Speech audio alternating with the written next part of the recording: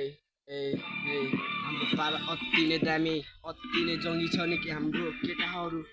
चोकतिर जान्छ अनि माल खाने हाम्रो बानी खराब छ भनिरहेको छ नि समाजले नै के विधि पुरा काटिरहने ए हाम्रो पारा अति नै दामी कान्छे नानीले भन्छ तिम्रो नम्बर देऊ न ओए जानी नजानी गाँजा चुरोट खाएँ म ए बिग्रिँदै गइसके त के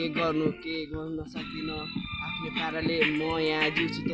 ए मोज मस्ती दिनकै भएको छ कान्छे नानीले सम्झिरहेछ मलाई त उसको याद आइरहेको त के गरौँ त्यस्तो मलाई लागिरहेको कल कति गर्नु गर्दा मलाई फोन पनि लाग्दैन भनेर उसले किन मलाई जहिले भन्दा याद लागिरहेको छ त बाटोतिर हिँड्न छोरा पनि मान्छेले चिन्छ यो त यसको छोरो भनेर पनि त्यसले धेरै नाम चलाइरहेको त हामीलाई चिनेको छैन रहेछ भाइले तेरो दाइ फुकार हुने भाइ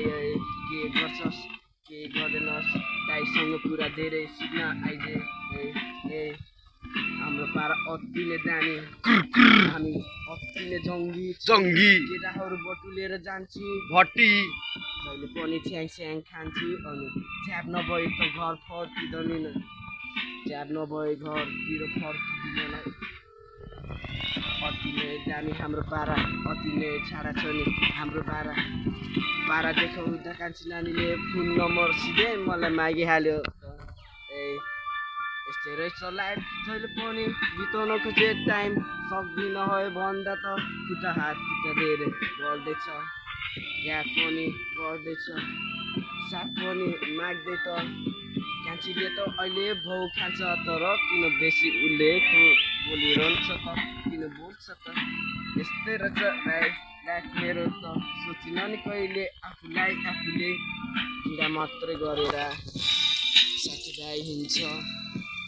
जहिले गाजा तान्छ चार बय बसिर